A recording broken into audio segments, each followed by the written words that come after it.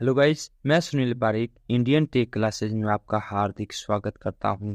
तो आज के इस वीडियो में हम जो बात करने वाले हैं वो है power grid corporation of India limited यानी कि पीजीसीएल के पुराने पेपर के बारे में।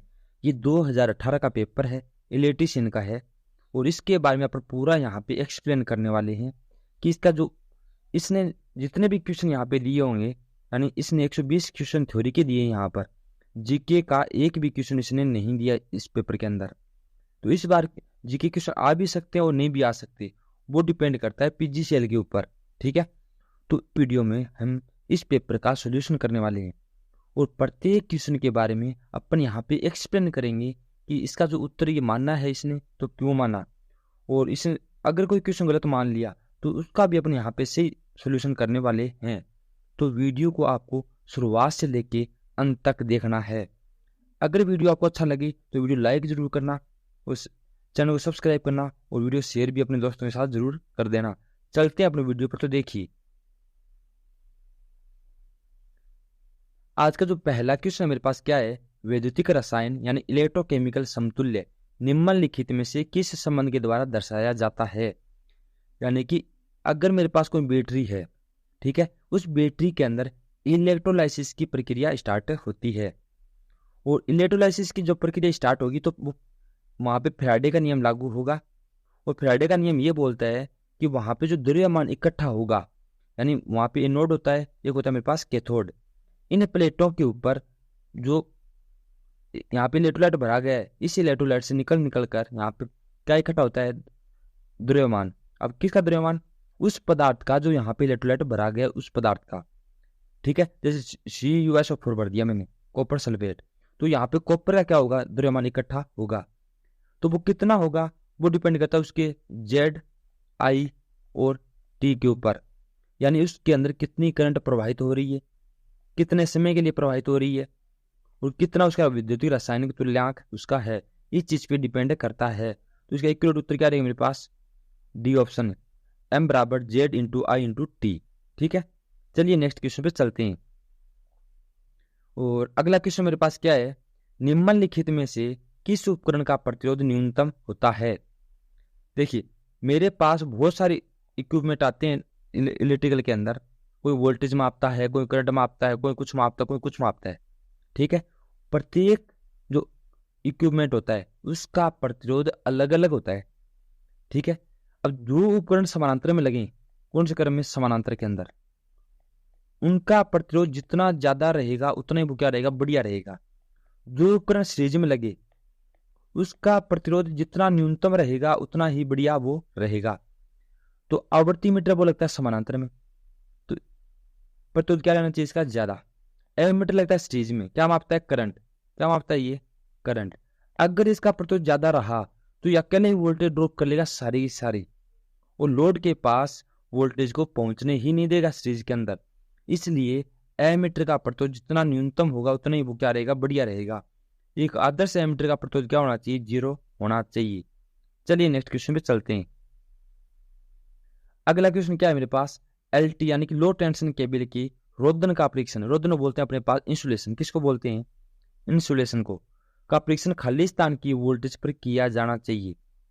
अगर मेरे पास कोई केबलें हैं उनकी जांच की जाती है, पहले क्या की जाती है, जांच। अब जांच कितने वोल्टेज करते हैं, अगर कोई भी चीज है, जैसे मान लीजिए 230 वोल्टेज की कोई चीज है मेरे पास, कोई भी उपकरण मान लीजिए, कोई मशीन मान लीजिए, अगर उसकी जांच की जाएगी तो इससे ज्यादा वोल्टेज पे करेंगे अपन जांच, कम पे नहीं करेंगे। क्योंकि क्या कभी कभी क्या होता है कि 5 से 10% वोल्टेज बढ़ भी जाती है बाई चांस किसी वजह से।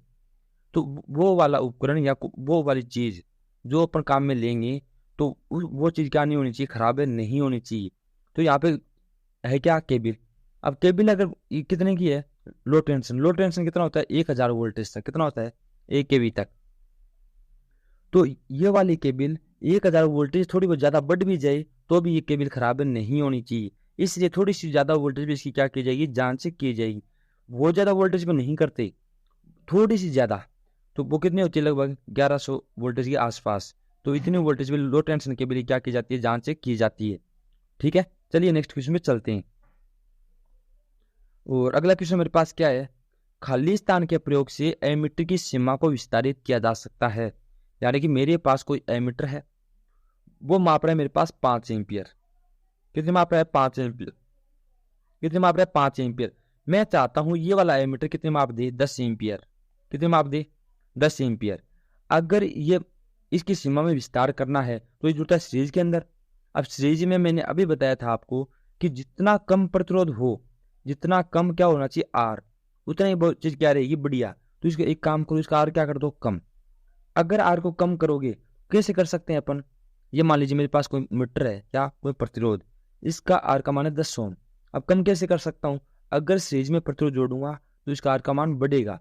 अगर इसके समानांतर में क्या जोड़ दूं मैं? कोई निम्न मान का प्रतिरोध जोड़ दूं तो इसका आर का मान क्या हो जाएगा? कम हो जाएगा। तो समानांतर में क्या जोड़ना पड़ेगा मुझे? एक प्रतिरोध जोड़ना पड़ेगा। अब ये कितना जोड़ेंगे? वो करता है उसकी सीमा पर। और दूसरी बात, इससे कम मान का होना चाहिए। इससे कम मान का, जो खुद का प्रतिरोध है उससे कम मान का क्या होना चाहिए? ये वाला प्रतिरोध होना चाहिए। तो इस प्रतिरोध नाम क्या होगा? संट प्रतिरोध। क्या नाम होगा? संट प्रतिरोध। तो समानांतर में एक उपमार्ग में क्या जोड़ा जाना चाहिए? प्रतिरोध जोड़ा जाना चाहिए। ठीक है। अब ये बात वोल्टमीटर के लिए आती तो क्या था? सीरीज में प्रतिरोध जोड़ा जाना चाहिए। उनको बोलते हैं मल्टीप्लायर। क्या बोलते हैं? मल्टीप्लायर। चलिए नेक्स्ट क्वेश्चन में चलते हैं। और अगला क्वेश्चन मेरे पास क्या है? तरंग परिवेष्टन। तो मेरे पास अगर कोई डीसी मशीनें हैं, कौन सी मशीनें? डीसी। डीसी में दो प्रकार की वाइंडिंग होती है, एक होती है वेव, एक होती है मेरे पास लेप। वेव और लेप। अगर वेव की बात करूं तो वेव वाइंडिंग करेंगे तब वहां पे दो ही समानांतर रास्ते होते हैं, चाहे आपके पास पोल कितने भी क्यों ना हो। और अगर लेप की बात होती है तो वहां पे समानांतर रास्ते यानी ए की संख्या पोलों के बराबर रहेगी। यानी मशीन में अगर 4 पोल हैं तो समानांतर रास्ते कितने होंगे? 4 होंगे। अगर मेरे पास वहां पे पोल है 8 तो समानांतर रास्ते भी कितने होंगे? 8 ही होंगे। तो ये किसकी बात कर रहा है? तरंग। तरंग बोलते हैं वेव को। किसको बोलते हैं? वेव को। और वेव के लिए समांतर पथ कितने होंगे? 2। उत्तर क्या आएगा इसका? A option. चलिए नेक्स्ट क्वेश्चन में चलते हैं।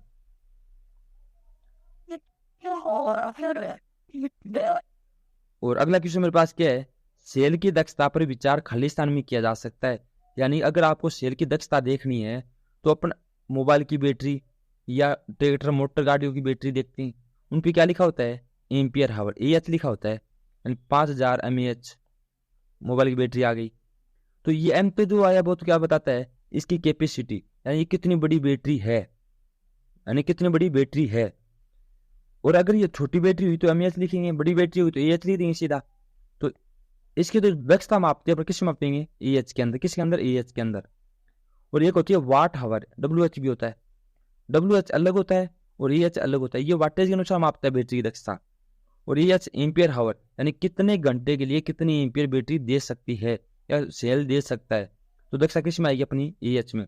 एचपी में मोटर की दक्षता आती है, केवी में ट्रांसफॉर्मर या अल्टरनेटर की दक्षता आती है। और वाट के अंदर जो आती है अपने पास डिश, ये पावर खपत वाट में मापते हैं अपन। ठीक है। और मशीनें जो होती है अपने पास, यानी डिश जनित्र हो गया, तो केडब्ल्यू के अंदर मापते हैं, किलो वाट में। चलिए नेक्स्ट क्वेश्चन पे चलते हैं। और अगला क्वेश्चन मेरे पास क्या है? धनात्मक इलेक्ट्रोड को क्या कहते हैं? अपने पास अगर बैटरी की बात करूं, किसकी बात करूं? बैटरी या सेल की, तो 2 इलेक्ट्रोड होते हैं। एक होता है पॉजिटिव वाला, एक होता है नेगेटिव वाला। और पॉजिटिव वाले को बोलते हैं एनोड और नेगेटिव वाले क्या बोलते हैं? अपने कैथोड बोलते हैं। तो ये किसकी बात कर रहा है? पॉजिटिव वाले की। तो पॉजिटिव को अपने क्या बोलेंगे? एनोड बोलेंगे। और नेगेटिव वाले को कैथोड। ठीक है। चलिए नेक्स्ट क्वेश्चन में चलते हैं। ये तो बहुत सिंपल पेपर था आपके लिए। देखिए, स्टेपर मोटर का प्रयोग अधिकांश कहाँ पे किया जाता है? तो स्टेपर मोटर एक स्पेशल प्रकार की मोटर होती है। ठीक है। ये होती है सिंगल फेज की है। पहली बात तो किसकी होती है? सिंगल फेज की। और ये चलते स्टेप में, मतलब जैसे अपने पास दीवार घड़ी होती है, दीवार घड़ी कैसे चलती? चली फिर रुकेगी एक बार, फिर चलेगी फिर रुकेगी एक बार, फिर चलेगी फिर रुकेगी एक बार। इस प्रकार ये मोटर चलती है, स्टेप वाइज रुक रुक के चलती है मोटर। तो इस मोटर का उपयोग अपन वहां पे करेंगे जहां पे रुक रुक के क्या क्या चाहिए? मुझे गति चाहिए। जैसे रोबोट हो गया या घड़ियां हो गई, इनके अंदर इस प्रकार की मोटर का अपना उपयोग करेंगे। यानी कंट्रोल प्रणालियां बोलते हैं इनको। क्या बोलते हैं? कंट्रोल प्रणालियां। उच्च गति इसकी नहीं होती। मतलब अगर अति उच्च की बात आए तो यूनिवर्सल मोटर काम में लेती है, यूनिवर्सल या सीरीज मोटर काम में लेती है। अति निम्न गति का बात आई तो भी यहाँ पे छोटी डीसी मोटर के काम में अपन ले सकते हैं। उच्च शक्ति की आवश्यकता तो पावर ज़्यादा ये नहीं दे पाती, ये बहुत बड़े बड़े साइज में मोटर नहीं आती। ठीक है, ये भी इसका क्या रहेगा, गलत रहेगा। चलिए अगले क्वेश्चन पे चलते हैं। अगला क्वेश्चन क्या, निम्नलिखित में से क्या भंवर धारा का एक अवगुण है। भंवर धारा को बोलते हैं अपन एडी करंट। अब एडी करंट क्या होती है, यानी कि कोई भी मेरे पास ऐसा पदार्थ जो चुंबकीय क्षेत्र में घूम रहा है, किसी के अंदर मैग्नेटिक फील्ड के अंदर। अब इसके अंदर है मेरे पास वाइंडिंग, और ये वाइंडिंग मैंने जोड़ दी लोड के ऊपर। ये घूमेगा तो ये वाली वाइंडिंग क्या काटेगी, इस मैग्नेटिक फील्ड को काटेगी, और इसके अंदर क्या पैदा हुआ, ईएमएफ, वो मैं कहाँ पे ले लूंगा, बाहर ले लिया। अब यहाँ पे घूम कौन रहा था साथ में, इसकी ये वाली कोर घूम रही थी साथ में। तो कोई जरूरी है क्या इस वाइंडिंग के अंदर ही ईएमएफ पैदा हो, इस कोर के अंदर भी क्या हो सकता है, ईएमएफ पैदा हो सकता है। तो ये वाला ईएमएफ अपन बाहर ले नहीं पाते। अब ईएमएफ जाएगा कहाँ पर, इस कोर में घूमेगा। इस कोर में घूमेगा तो यहाँ पे क्या बहेगी, करंट। अब करंट बहेगी तो यहाँ पे क्या पैदा हो जाएगी, उष्मा। उष्मा इस पूरे मशीन को क्या कर देगी, गर्म कर देगी। तो भंवर धारा का एक अवगुण यही होता है कि ये क्या पैदा कर देगा, अपने पास यहाँ पे उष्मा पैदा कर देगा। ठीक है, चलिए नेक्स्ट क्वेश्चन पे चलते हैं। अगला क्वेश्चन क्या है, विद्युत में लगी आग का शमन केवल खाली स्थान के द्वारा ही करना चाहिए। अब यहाँ पे है क्या, विद्युत। तो एक बात याद रखना, विद्युत के अंदर कभी भी वो चीज काम में नहीं लेते जिसके अंदर क्या होता हो, लिक्विड होता हो। और चाहे कुछ भी हो आपके पास, लिक्विड नहीं होना चाहिए। अब सोडा अम्ल, अब अम्ल आ गया यहाँ पे, अम्ल क्या होता है, लिक्विड होता है, तो इसका प्रयोग अपने यहाँ पे नहीं करेंगे। जल का तो कर ही नहीं सकते। और ये क्या है, फोम।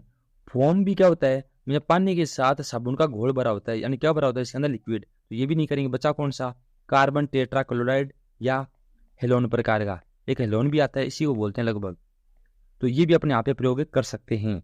चलिए नेक्स्ट क्वेश्चन में चलते हैं। और अगला क्वेश्चन मेरे पास क्या है, विद्युत आघात से बचने की सर्वाधिक महत्वपूर्ण विधि क्या है। यानी विद्युत झटकों से बचना है तो इसके लिए अपने एक ही काम करते हैं, घरों में अर्थिंग कर देते हैं। क्या कर देते हैं, अर्थिंग। न्यूट्रल तार केवल और केवल करंट के मार्ग को पूरा करता है, ये झटकों से नहीं बचाता। येलो फेज और रेड फेज, अब ये फेज आ गए, इन फेजों से झटका लगता है अपने को, तो इनका तो कोई मतलब भी लेना देना नहीं है, यहाँ से कोई औचित्य ही नहीं है। बचा कौन सा, अर्थिंग। इसके अलावा अर्थिंग कर देते हैं और अपनी यहाँ पे क्या लगा देते हैं, ELCB या RCCB, ये भी अपने यहाँ पे लगा सकते हैं। तो क्या आएगा इसका, बी ऑप्शन। चलिए नेक्स्ट क्वेश्चन पे चलते हैं।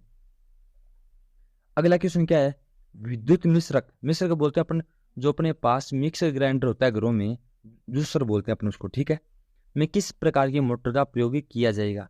तो आपने देखा होगा अपने अपने घरों में मिक्सर ग्राइंडर, उसके अंदर यूनिवर्सल मोटर का प्रयोग होता है। किसका होता है, यूनिवर्सल मोटर का। उसकी गति क्या रहती है, ज्यादा रहती है, बहुत ज्यादा।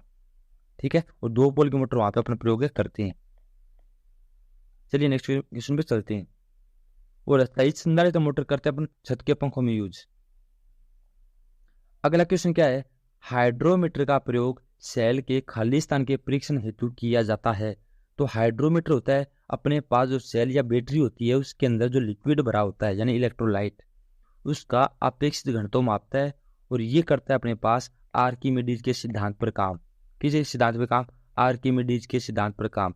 तो उत्तर क्या आएगा इसका, बी ऑप्शन। अब शक्ति मापने के लिए यहाँ पे वाट मीटर काम में लेंगे अपन, ठीक है, तो हाइड्रोमीटर काम में नहीं लेंगे। विद्युत मापने के लिए विद्युत क्या होती है, I/T, क्या होता है, I/T। तो इसको मापने के लिए अपन यहाँ पे आवेश मीटर काम में ले सकते हैं, ठीक है। और वोल्टेज मापने के लिए यहाँ पे वोल्टेज क्या होती है, V, इसको मापने के लिए अपने यहाँ पे वोल्टमीटर काम में ले सकते हैं। तो ये तीनों तो नहीं आएंगे। बचा कौन सा, अपेक्षित घनत्व। ये केवल अपेक्षित घनत्व मापता है बैटरी का, ये कभी नहीं बता सकता ये कि ये बैटरी कितनी वोल्टेज है बैटरी की प्रेजेंट टाइम में, एक्यूरेट कभी नहीं बताता ही। चलिए नेक्स्ट क्वेश्चन में चलते हैं। और अगला क्वेश्चन मेरे पास क्या है, एक प्रत्यावर्तक बोलते हैं अल्टरनेटर को। किसको बोलते हैं, अल्टरनेटर को। खाली स्थान के नियम के आधार पर विद्युत चुंबकीय इंडक्शन पर काम करता है। यानी कि जो अल्टरनेटर होता है, अल्टरनेटर मान लीजिए, AC मोटर मान लीजिए, DC जनरेटर मान लीजिए, ये सभी किसी सिद्धांत पर काम करते हैं। तो ये एक ही नियम आता है, फैराडे का नियम। यानी कि यहाँ पे मेरे पास कोई चुंबकीय क्षेत्र है, उस चुंबकीय क्षेत्र में कि इस चालक को गति कराया जाए या इस चुंबकीय क्षेत्र को गति कराया जाए, तो इस चालक में क्या पैदा हो जाएगा, ईएमएफ पैदा हो जाएगा। ये नियम किसका है, फैराडे का। उत्तर क्या आएगा, 4 नंबर। लेंज का नियम तो ये बोलता है जो जिसके कारण पैदा हुआ है उसी का क्या करता है, विरोध करता है। ठीक है, चलिए नेक्स्ट क्वेश्चन में चलते हैं अपन। अगला क्वेश्चन मेरे पास क्या है, एक ऐसा उपकरण जो डीसी आपूर्ति को प्रत्यावर्ती धारा में परिवर्तित करता है उसको क्या कहते हैं। यानी डीसी को किस में बदल रहा है, वो एसी में। अगर एसी को डीसी में बदले उसको बोलते हैं अपन, एसी को डीसी में, उसको बोलते हैं अपन रेक्टिफायर। क्या बोलते हैं, रेक्टिफायर। और रेक्टिफायर के रूप में मैं यहाँ पे डायोड का उपयोग कर सकता हूँ। और मशीनें जो होती हैं उनके अंदर पर किसका प्रयोग करते हैं, एसी को डीसी में बदलने के लिए, कम्यूटेटर का। ये भी क्या होता है, एक प्रकार का रेक्टिफायर होता है जो होता है मैकेनिकल। तो एसी को डीसी में बदलने के लिए रेक्टिफायर यूज करते हैं, तो ये तो आएगा ही नहीं। और मोटर जनरेटर सेट की बात कर लेता हूँ पहले। यानी मोटर लगाऊंगा और जनरेटर लगाऊंगा, मोटर होगी एसी की और जनरेटर होगा डीसी को, यानी एसी को डीसी में बदलेगा मोटर जनरेटर सेट, तो ये भी नहीं आएगा। ये बोल रहा है डीसी को एसी में बदलना है मुझे। अब आता है कन्वर्टर। कन्वर्टर का काम, पहली बात तो एसी को डीसी में बदलना होता है, दूसरी बात ये दोनों तरफ काम कर सकता है, तो दोनों काम भी करता है ये, तो अकेला काम तो नहीं करता डीसी को एसी में बदलने का, तो ये भी नहीं आएगा। बचा कौन, इन्वर्टर। अगर एसी को डीसी में बदले उसको कहते हैं रेक्टिफायर, अगर डीसी को एसी में बदले उल्टा, यानी डीसी को एसी में बदले उसको क्या कहते हैं अपन, इन्वर्टर कहते हैं। चलिए नेक्स्ट क्वेश्चन में चलते हैं। अगला क्वेश्चन क्या है, सिंगल फेज इंडक्शन मोटर के लिए अपकेंद्रीय स्विच खाली स्थान के साथ जुड़ा होता है। यानी सिंगल फेज मोटरें होती हैं, इस प्रकार की उनकी वाइंडिंग होती है। ये होगी मेरे पास स्टार्टिंग वाइंडिंग, ये होगी मेरे पास रनिंग वाइंडिंग, और यहाँ पे जुड़ा होता है अपकेंद्रीय स्विच। ठीक है, जो सेंट्रीफ्यूगल के सिद्धांत पर काम करता है, और यहाँ पे देते हैं सप्लाई। और ये वाली जो वाइंडिंग होती है इस सीरीज में जुड़ा होता है कौन, अपकेंद्रीय स्विच, ताकि लगभग 75% गति के बाद में ये वाला स्विच ओपन होकर इस वाइंडिंग को परिपथ से क्या कर दे, बाहर कर दे। तो कौन सी वाइंडिंग के साथ है, स्टार्टिंग। मुख्य वाइंडिंग के सीरीज में नहीं, मुख्य वाइंडिंग तो ये वाली है। स्टार्टिंग वाइंडिंग के सीरीज में ये क्या होगा, इसका सही होगा। समानांतर वायरिंग में श्रृंखला, रनिंग वायरिंग से समानांतर, तो रनिंग वायरिंग किसको बोलते हैं, इसको मेन वाइंडिंग को ही रनिंग वाइंडिंग बोलते हैं। क्या बोलते हैं, मेन को ही रनिंग बोलते हैं।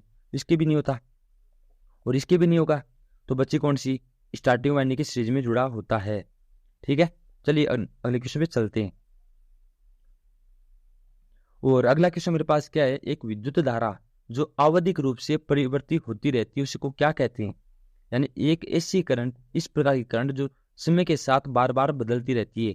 अब यहाँ पे समय कुछ रहा होगा, यहाँ पे कुछ रहा होगा, यहाँ पे कुछ रहा होगा, इस प्रकार बार बार क्या होती रहती है, बदलती रहती है। उसको अपन क्या कहते हैं, एसी कहते हैं। जो नहीं बदले उसको क्या कहते हैं, अपन डीसी कहते हैं। चलिए नेक्स्ट क्वेश्चन में चलते हैं। और अगला क्वेश्चन मेरे पास क्या है, अस्थायी संधारित्र मोटर का प्रयोग किसके लिए किया जाता है। कौन सी मोटर है, अस्थायी वाली। यानी अस्थायी कैपेसिटर मोटर का उपयोग अपन छोटी मशीनों में करते हैं। इनका शुरुआती टॉर्क क्या रहता है, बहुत ही कम रहता है, ज्यादा नहीं होता इनका शुरुआती टॉर्क। ठीक है, और जब टॉर्क कम है तो अपन ऐसी जगह यूज करेंगे इन मोटरों का जहाँ पे शुरुआती टॉर्क क्या रहे, बहुत ही कम रहे। जैसे छत के पंखे वगैरह हो गई, तो कपड़े धोने वाली मशीन के अंदर capacitor start and capacitor run motor का यूज अपन करते हैं। पीसने वाले मशीन यानी ग्राइंडर में अपन capacitor start and capacitor run motor का उपयोग करते हैं, यहाँ पर भी नहीं करते। और अगले ऑप्शन क्या है मेरे पास, छेद करने वाली मशीन, यानी इसके अंदर यूनिवर्सल मोटर का प्रयोग करते हैं ड्रिल मशीन के अंदर। छत के पंखे, मेज पंखे यानी सीलिंग फैन और टेबल फैन, इनके ये मोटर होती है छोटी, इन पे लोड होता है नए के बराबर। यानी इनके अंदर जो लोड होगा वो क्या होगा, इनकी खुद ही पंखुड़ियाँ ही होंगी। ठीक है, तो इनके पे लोड नहीं होता, इसके लिए अपन यहाँ पे स्थायी कैपेसिटर मोटर का यूज कर सकते हैं। उत्तर क्या आएगा इसका, डी ऑप्शन। चलिए नेक्स्ट क्वेश्चन में चलते हैं। और अगला क्वेश्चन मेरे पास क्या है, डिश धारा जनरेटर यानी डीसी जनरेटर का ईएमएफ समीकरण क्या होता है। तो डीसी जनरेटर में ई बराबर क्या होता है, phi Z N P divide by 60A। Phi यहाँ पे होगा फ्लक्स, जेड होगा चालकों की संख्या, एन होगी गति और पी होंगे पोल, और ए क्या होगा यहाँ पे समानांतर पथ। 60 क्या रहेगा, इस गति को आरपीएम में बदलने के लिए। ठीक है, तो देख लीजिए फॉर्मूला कौन सा है, phi Z N P divide by 60A। उत्तर क्या आएगा इसका, बी ऑप्शन। ठीक है, ये तो नॉर्मल क्वेश्चन था। ये देखिए, जनित्र के परिवेष्टन यानी वाइंडिंग में 2 सिरे होते हैं। यानी मेरे पास अगर कोई डीसी जनित्र है उसमें 2 ही सिरे होते हैं, एक तो होगा प्लस का, एक होगा माइनस का। 3 परावस्था यानी 3 फेज वाले जनित्र के परिवेष्टन यानी वाइंडिंग में कुल 6 सिरे होते हैं। यानी अगर कोई मेरे पास 3 फेज का जनित्र है यानी उसको बोलते हैं अल्टरनेटर, उसके अंदर 6 सिरे होते हैं। कितने होते हैं? 1 2 3 4 5 6। अब 6 कैसे होंगे? एक तो होगा इस वाइंडिंग का सिरा, एक होगा इस वाइंडिंग का सिरा, एक होगा इस वाइंडिंग का सिरा। तो टोटल वाइंडिंग कितनी होगी? 3। और प्रत्येक के 2 सिरे निकलेंगे, टोटल कितने हो गए? 6। तो एक हो गया आर फेज, एक हो गया वाई फेज, एक हो गया बी फेज। इन सिरों को निम्नलिखित शैलियों में किसी एक के साथ संयोजित किया जा सकता है, जिसका नाम क्या है? यानी ये तीनों जो वाइंडिंग है इसको अपन किस प्रकार कनेक्टेड कर सकते हैं, किस प्रकार जोड़ सकते हैं? तो या तो मैं इनको स्टार में जोड़ूंगा इस प्रकार, यानी एक वाइंडिंग ये हो गई और एक वाइंडिंग ये हो गई, एक वाइंडिंग ये वाली होगी। तो टोटल सिरे बाहर कितने निकल जाएंगे? 3 सिरे। एक हो गया मेरे पास कनेक्शन डेल्टा वाला 3 फेज के अंदर, तो यहाँ से कितने सिरे बाहर निकल जाएंगे? 3 सिरे। तो मैं या तो इनको स्टार में जोड़ सकता हूँ या डेल्टा में। उत्तर क्या आएगा? A option. चलिए नेक्स्ट क्वेश्चन में चलते हैं। अगला क्वेश्चन क्या है? त्रिप्रावस्था यानी 3 फेज इंडक्शन। त्रिप्रावस्था क्या बोलते हैं? 3 फेज इंडक्शन मोटर में डबल पिंजरा एंड डबल केज रोटर का प्रयोग क्यों किया जाता है? यानी अगर मेरे पास कोई 3 फेज इंडक्शन मोटर है उसके अंदर 2 प्रकार के रोटर आते हैं। कितने प्रकार के? 2 प्रकार के। एक आता है सिंगल केज और एक आता है डबल केज। ठीक है, तो सिंगल केज की अपेक्षा डबल केज रोटर का प्रयोग अपन यहाँ पे क्यों करते हैं? तो सिंगल केज रोटर में केवल और केवल सिंगल केज ही होती है। इस प्रकार रोटर के अंदर जो बार बनाई जाती है उसके अंदर ये बन गया रोटर। ठीक है, ये सिंगल केज का होता है। और डबल केज में ये डबल डबल होती है, डबल डबल। तो सिंगल केज में सिंगल सिंगल थी, डबल केज में डबल डबल है। इसका मतलब डबल केज रोटर का आर का मान क्या हो गया? ज्यादा। अब आर का मान बढ़ेगा तो जो मेरे पास 3 फेज इंडक्शन मोटर होती है उसके अंदर टी का मान बढ़ जाएगा। ठीक है, तो शुरुआती टॉर्क अपन ज्यादा लेने के लिए डबल केज रोटर का प्रयोग अपने यहाँ पे कर सकते हैं। तो उच्च प्रारंभिक टॉर्क प्राप्त करने के लिए किसका प्रयोग करते हैं? डबल केज रोटर का। ठीक है, चलिए नेक्स्ट क्वेश्चन में चलते हैं। और अगला क्वेश्चन मेरे पास क्या है? प्राथमिक चिकित्सा के मामले में ABC प्रणाली के प्रारंभिक आद्य अक्षरों का पूरा नाम क्या होता है? यानी कि अगर मेरे पास कोई भी दुर्घटना घटित हो जाती है वर्कशॉप के अंदर या कहीं पर भी, तो वहां पे एक प्रणाली अपनाई जाती है, उसका नाम क्या है? ABC। ये बोलते हैं अपन एयरवे। क्या बोलते हैं? एयरवे। एयरवे। इसका मतलब कि जिस आदमी के साथ दुर्घटना हुई है उसको खुले वायु वाले स्थान में लेके जाओ। बी होता है ब्रीथिंग, तो उसको सांस दो। सी बोले सर्कुलेशन, तो उसके जो मेरे पास फेफड़े होते हैं उनके ऊपर दबाव बनाओ, सर्कुलेशन करो उसका, ताकि उसको सांस लेने और वापस छोड़ने में दिक्कत नहीं आए। तो कौन सी प्रणाली अपनाई जाएगी? ABC। तो उत्तर क्या है इसका? A option. वायु मार्ग बोले ए वे, एयरवे। श्वसन यानी ब्रीथिंग, परिसंचरण बोले सर्कुलेशन। तो ये वाली प्रणाली अपनाई जाएगी। चलिए अगले क्वेश्चन पे चलते हैं। तो अगला जो क्वेश्चन है ये बहुत ही ज्यादा इंपॉर्टेंट है, क्योंकि मेरे पास सेलो बैटरी के अंदर एक तो आता है शुष्क सेल, एक आता है मेरे पास लेड एसिड सेल। ये दोनों ही बहुत ज्यादा इंपॉर्टेंट है। ये दोनों आप पूरा ध्यान से पढ़ लें, क्योंकि हर एग्जाम में एक न एक क्वेश्चन पक्का आते ही आता है इनका। तो इसके अंदर किसका है? शुष्क सेल का। देखिए, शुष्क सेल में किस विद्युत अपघट्य यानी इलेक्ट्रोलाइट का प्रयोग किया जाता है? H2SO4, CdSO4, NH4Cl, NH2O2। H2SO4 होता है वो होता है मेरे पास लेड एसिड सेल में, ये याद रखें। और NH4Cl किसके अंदर होता है? शुष्क सेल के अंदर। इसको बोलते हैं हाइड्रोक्लोरिक अम्ल या तन्नुगंध का अम्ल, और इसको बोलते हैं अपन अमोनिया क्लोराइड। Ammonia chloride. ठीक है, चलिए नेक्स्ट क्वेश्चन पे चलते हैं। अगला क्वेश्चन क्या? निम्न प्रतिरोध का मापन किसके द्वारा किया जाता है? तो प्रतिरोध अपने पास 3 प्रकार के आते हैं। कितने प्रकार? 3 प्रकार के। एक आता है लो, एक आता है मीडियम, एक आता है हाई। हाई प्रतिरोध अपन मेगा से माप सकते हैं, मेगा ओम के अंदर, मेगा से मेगा ओम याद रखें। और ये क्या होगा? हाई। लो वाला जो प्रतिरोध होगा केल्विन डबल ब्रिज से माप सकते हैं अपन, केल्विन डबल ब्रिज। और बच गया मीडियम वाला, तो ये ओम मीटर के द्वारा या एमीटर वोल्ट मीटर के द्वारा भी माप सकते हैं अलग अलग करके। ठीक है, तो ये 3 प्रकार के प्रतिरोध होते हैं। चलिए अगले क्वेश्चन में चलते हैं।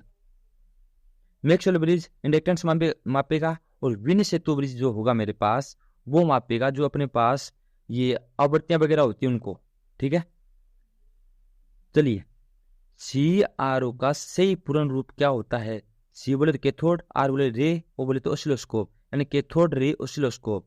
उत्तर क्या आएगा? बी ऑप्शन, निरागर किरण दोलनदर्शी, हिंदी में बोलते हैं इसको।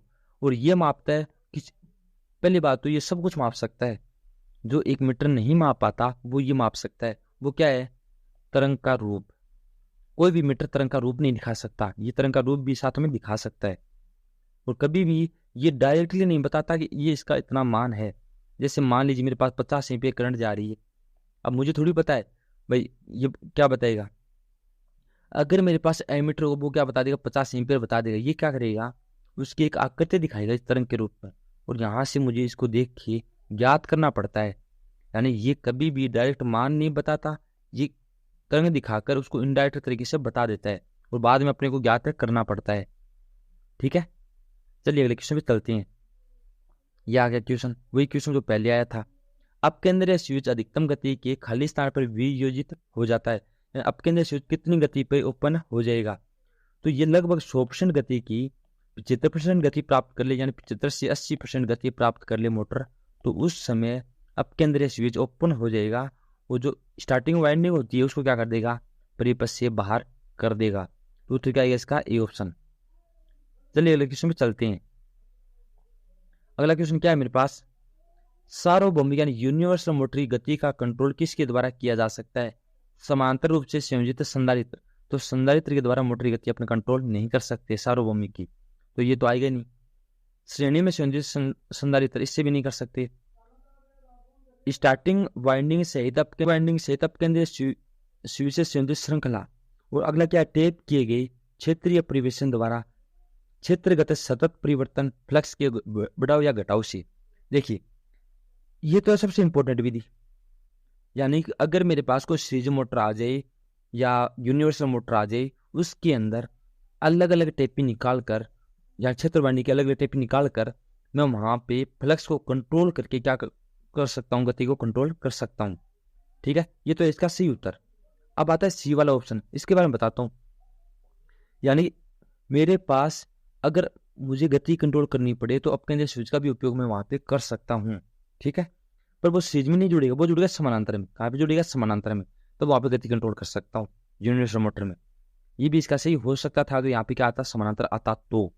ठीक है, तो इसका उत्तर क्या है? ये गलत। उत्तर क्या है इसका? D option. चलिए नेक्स्ट क्वेश्चन में चलते हैं। अगला क्वेश्चन क्या है मेरे पास? एसी परिवेष्टन यानी एसी वाइंडिंग में 4 पोल वाली मोटर में 24 खांचे हैं, तो पोल पिच का मान क्या होगा? पोल पिच निकालने के लिए खांचों की संख्या बटे पोलों की संख्या करते हैं। क्या करते हैं? खांचों की संख्या बटे पोलों की संख्या। अब खांचे कितने हैं? 24 बटे पोल कितने हैं? 4, तो कितना आ जाएगा? 6, यानी कि 6 इसका क्या आएगा? एक्यूरेट उत्तर आएगा। चलिए नेक्स्ट क्वेश्चन पे चलते हैं। और अगला क्वेश्चन मेरे पास क्या है? एक 3 फेज स्क्विलकेज इंडक्शन मोटर को खाली स्थान के द्वारा आरंभ किया जा सकता है। स्टार्ट डेल्टा 3 फेज में करते हैं अपन, करते जरूर है, पर स्टार्टर है ये। ठीक है, इसके द्वारा अपन चालू कर सकते हैं इसको। ड्यूअल स्टार्टर से कर सकते हैं, स्टार डेल्टा, यानी दोनों से कर सकते हैं अपन। प्रत्येक आरंभ स्टार्टर, इसके द्वारा अपन 3 फेज को नहीं कर सकते। ठीक है, ड्यूअल अगर यहाँ पे स्लीपिंग मोटर आता, 3 फेज की स्लीपिंग मोटर आती है, उसको अपन यहाँ पे कर सकते हैं, पर सभी 3 फेज मोटर यहाँ पे नहीं कर सकते। तो ये वाला स्टार्टर यूनिवर्सल स्टार्टर नहीं हो सकता। ड्यूअल स्टार्टर इससे भी कर सकते हैं, तो ये वाला और ये वाला दोनों ही सही है। तो ये आए किसके अंदर है? इसके अंदर। तो इसका उत्तर क्या माना?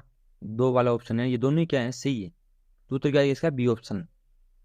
चलिए नेक्स्ट क्वेश्चन में चलते हैं। तांबे की परमाणु संख्या कितनी होती है? 29 होती है, ये तो याद रखना पड़ेगा आपको। ये आवर्त सारणी से आपको याद करना ही पड़ेगा कि तांबे की 29 होती है, चांदी की 79 होती है, इस प्रकार। ठीक है, चलिए अगले क्वेश्चन पे चलते हैं अपन। अगला क्वेश्चन क्या है? भूमि रिसाव यानी अर्थ लीकेज परिपथ वियोजक सर्किट ब्रेकर को खालिस्तान भी कहते हैं। यानी एक होता है मेरे पास ELCB। क्या होता है? ELCB, इसको अपन दूसरे नाम से भी जानते हैं। यानी इसको इसके अंदर थोड़ा सुधार किया और इसकी क्वालिटी को क्या कर दिया मैंने? बढ़ा दिया। तो नया नाम क्या निकला इसका? RCCB। इसका नाम था अर्थ लीकेज करंट सर्किट ब्रेकर, अर्थ लीकेज सर्किट ब्रेकर। इसका नाम क्या हो गया? Residual cash circuit breaker, residual cash circuit breaker, residual current circuit breaker, ठीक है। तो क्या आएगा इसका बी ऑप्शन, डी ऑप्शन, अवशेष धारा परिपथ वियोजक, ठीक है। और एक होता है मेरे पास MCB, इसके अंदर सुधार करके मैंने क्या बनाया MCCB। ये कम रेटिंग की थी, ये ज्यादा रेटिंग की होगी, तो इसका नाम क्या है मोल्डेड कैश सर्किट ब्रेकर, इसका नाम क्या था मिनिएचर सर्किट ब्रेकर, ठीक है। चलिए अगले क्वेश्चन पे चलते हैं। अगला क्वेश्चन क्या है, किसी भी डीसी मशीन की सक्रिय कुंडलियों का परिवेष्टन किया जाता है। डीसी मशीन में दो प्रकार की कुंडलियां होती है, प्रकार से सोचिए तो लेप और रिव्यू को छोड़ दिया जाए तो अगर वहां पे कितने प्रकार की कुंडलियां होंगी, दो प्रकार की। देखो कैसे, ये मेरे पास क्या है कोई खांचा है, उसके आर्मेचर का मान लीजिए खांचा, ठीक है। ये दो खांचे हैं, इस खांचे के अंदर मैंने कुंडली को डाला, इस खांचे से बाहर निकाल लिया, और यहाँ पे मैं क्या दे रहा हूँ सप्लाई दे रहा हूँ, ठीक है। ये तो है यहाँ से लेके यहाँ तक तो है खांचे के अंदर, और यहाँ से लेके यहाँ तक ये खांचे से क्या है बाहर। ये वाली वाइंडिंग मेरे कोई भी काम नहीं आ रही, बस केवल कनेक्टेड कर रही इस वाली वाइंडिंग को इसके साथ, ठीक है। यानी इसको तो बोलते हैं इनएक्टिव, इसको बोलते हैं एक्टिव। खांचे के अंदर है उसको क्या बोलेंगे एक्टिव, खांचे के बाहर है उसको क्या बोलेंगे इनएक्टिव।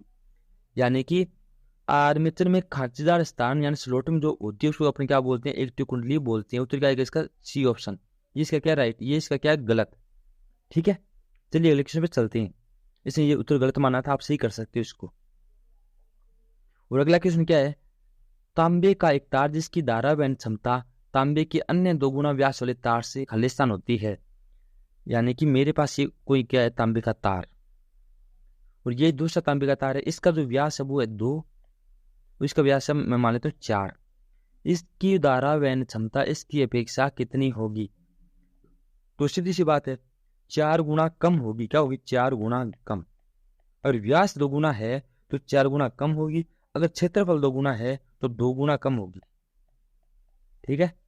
तो 4 गुना क्या होगी कम, इसने क्या लिखा अधिकतम 4 गुना, तो अधिकतम 4 गुना नहीं न्यूनतम 4 गुना होती है, क्या होती है न्यूनतम 4 गुना। यहाँ पे क्या आएगा न्यूनतम आएगा, तो उत्तर क्या हो जाएगा ये सही हो जाएगा, अधिकतम नहीं हो सकता। अधिकतम इसकी 4 गुना होगी, ये क्या इसकी 4 गुना ज्यादा है, इसकी 4 गुना कम है, तो ये कम वाले के लिए पूछ रहा है, तो कम वाले के लिए क्या आएगा 4 गुना कम आएगा। चलिए अगले क्वेश्चन में चलते हैं। अगला क्वेश्चन क्या है, संभावित परिणामित्र यानी पीटी, पोटेंशियल ट्रांसफॉर्मर को क्या बोलते हैं संभावित परिणामित्र। किस प्रकार का परिणामित्र होता है, तो पोटेंशियल ट्रांसफॉर्मर एक प्रकार का इंस्ट्रूमेंट ट्रांसफॉर्मर है जो ज्यादा वोल्टेज को कम वोल्टेज करके मापता है। यानी ज्यादा वोल्टेज, अब मान लीजिए मेरे पास कितनी है 1,32,000 वोल्टेज है, अब 1,32,000 केवी का कोई भी मेरे पास वोल्टमीटर तो आता नहीं है। अब मैं क्या करूँगा वहाँ पे एक पीटी लगाऊंगा, पीटी लगाकर अनुपात में इस वोल्टेज को कम करके मैं क्या कर लूंगा इसकी वोल्टेज को माप लूंगा। तो ये किस प्रकार का परिणामित्र होता है, step down transformer, step down transformer जो होता है, ठीक है।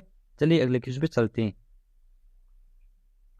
अगला क्वेश्चन क्या है, विद्युत धारा में वास्तविक शक्ति और आभासी शक्ति। वास्तविक शक्ति होती है क्या होती है V इंटू आई इंटू कोस फाइव, और आभासी शक्ति क्या होती है V इंटू आई। इन दोनों का अनुपात क्या कहलाता है, तो VI से VI कटेगा तो बचेगा क्या कोस फाइव, तो क्या कहलाएगा पावर फैक्टर। उत्तर क्या आएगा शक्ति घटक या शक्ति गुणक, ठीक है। चलिए अगले क्वेश्चन में चलते हैं। ये वही क्वेश्चन आ गया जो पहले आया था, शुष्क सेल में प्रयोग किया जाना विद्युत अपघट्य क्या होता है। तो उत्तर क्या होता है इसका NH4Cl, क्या होता है NH4Cl यानी अमोनिया क्लोराइड। उत्तर क्या आएगा ए ऑप्शन। अगला क्वेश्चन क्या है, परिणामित्र का प्रयोग खालिस्तान के मान को परिवर्तित करने के लिए किया जाता है। तो जो ट्रांसफॉर्मर होते हैं वो वोल्टेज के मान को क्या कर देते हैं चेंज कर देते हैं, यानी स्टेप अप या स्टेप डाउन। अगर वोल्टेज स्टेप अप हुई है तो करंट क्या हो जाएगी स्टेप डाउन, और अगर वोल्टेज स्टेप डाउन हुई है तो करंट क्या हो जाएगी स्टेप अप। तो करंट तो वोल्टेज के साथ चेंज होगी, पर मुख्य रूप से वोल्टेज को कम और ज्यादा करने का काम आता है। शक्ति नहीं बढ़ा सकता ये या कम नहीं कर सकता, आवृत्ति नहीं बढ़ा सकता ना ही कम कर सकता ये, ना ही शक्ति गुण को बढ़ा सकता है ना ही कम कर सकता है। तो ये तीनों चीजें तो ये कम और ज्यादा नहीं कर सकता, पर वोल्टेज को ये कम ज्यादा कर सकता है। उत्तर क्या आएगा इसका सी ऑप्शन। चलिए अगले क्वेश्चन पे चलते हैं। अगला क्वेश्चन क्या है, एक विद्युतागर यानी इलेक्ट्रोड के ऊपर जमा सामग्री का द्रव्यमान खालिस्तान होता है। तो M बराबर भी मैंने बताया था, M बराबर क्या होता है Z इंटू आई इंटू टी, ठीक है। यानी कि जड़ रासायनिक तुल्यांक आई इंटू टी किसको बोलते हैं क्यू, क्यों बोलते हैं विद्युत की मात्रा को, इसको बोलते हैं विद्युत की मात्रा को। तो विद्युत के परिमाण के समानुपाती, परिमाण किसको बोलते हैं विद्युत की मात्रा, विद्युत की मात्रा के समानुपाती और विद्युत रसायनिक का तुल्यांक के समानुपाती, जेड और आई इंटू टी के समानुपाती होता है। तो क्या आएगा इसका 3 नंबर ऑप्शन। चलिए अगले क्वेश्चन पे चलते हैं। अब आता है अगला क्वेश्चन, हेलोजन लैंप में प्रयोग की जाने वाली गैस कौन सी होती है। तो हेलोजन लैंप में हेलोजन गैस ही होंगी। तो ये आप आवर्त सारणी जो देखो ना, जो भी आवर्त सारणी देखो आप,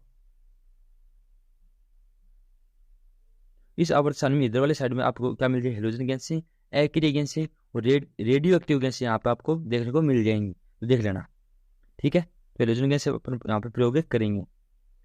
आज का इस वीडियो का अंतिम क्वेश्चन क्या है, वो जो क्वेश्चन बच जाएंगे वो करेंगे अपने अगले वाले वीडियो में डिस्कस, ठीक है। तो अगले वाला वीडियो भी आप देखना। इसके टोटल 120 क्वेश्चन अपन 3 पार्ट में इनका सोल्यूशन करेंगे और जो नॉन टेक के क्वेश्चन वो भी अपन कोशिश करेंगे कि यहाँ पे किए जाएं, ठीक है। दिक् परिवर्तन दिक् परिणामित्र खंड यानी कम्यूटेटर सेगमेंट खाली स्थान की सहायता से एक दूसरे से रोधित होती है। यानी ये मेरे पास कोई मशीन के अंदर या डीसी मशीनों में कम्यूटेटर लगे हुए हैं, ठीक है, बहुत सारे कम्यूटेटर लगे होते हैं। इनके बीच में एक अचालक भरा जाता है। वो क्या भरा जाएगा, वो भरा होता है अब्रक। क्या भरा होता है, अब्रक। तो इसका उत्तर तो क्या आएगा, अब्रक आएगा माइका, ठीक है। अब अब्रक भरते क्यों है, पहली बात तो अब्रक जो तापमान होता है उसको क्या कर सकता है, सहन कर सकता है, खराब नहीं होता जल्दी से, ठीक है। यानी 180 डिग्री से ज्यादा तापमान ये सहन करेगा। तो यहाँ पे जब कम्यूटेटर चलेगा तो यहाँ पे होगा कार्बन बर्ड से घर्षण। अब घर्षण से होगा तापमान बढ़ेगा, तापमान बढ़े, अगर यहाँ पे कोई और पदार्थ मैंने यूज कर लिया तो वो जल के क्या हो जाएगा, खराब हो सकता है। तो अब खराब नहीं होगा। दूसरी बात, और ये विद्युत का होता है अच्छा कुचालक, दोनों को शॉर्ट नहीं होने देगा। अब कितना होता है, इसकी क्षमता 20 से 60 केवी प्रति एमएम, 20 से 60 केवी प्रति एमएम इसकी क्षमता होती है, ठीक है, डाइलेक्ट्रिक स्ट्रेंथ। तो इस वाले वीडियो में अपनी यहीं तक बात करेंगे। तो मैं आशा करता हूँ ये वीडियो आपको पसंद आया होगा। अगर वीडियो पसंद है तो वीडियो लाइक करना, शेयर करना, अपने दोस्तों के साथ जरूर शेयर करना वीडियो को। अगर अच्छा लगा है तो लाइक भी करना, साथ चैनल को भी सब्सक्राइब कर लेना। तो मिलते हैं अब नेक्स्ट पार्ट में कुछ नए क्वेश्चनों के साथ, तब तक के लिए बाय।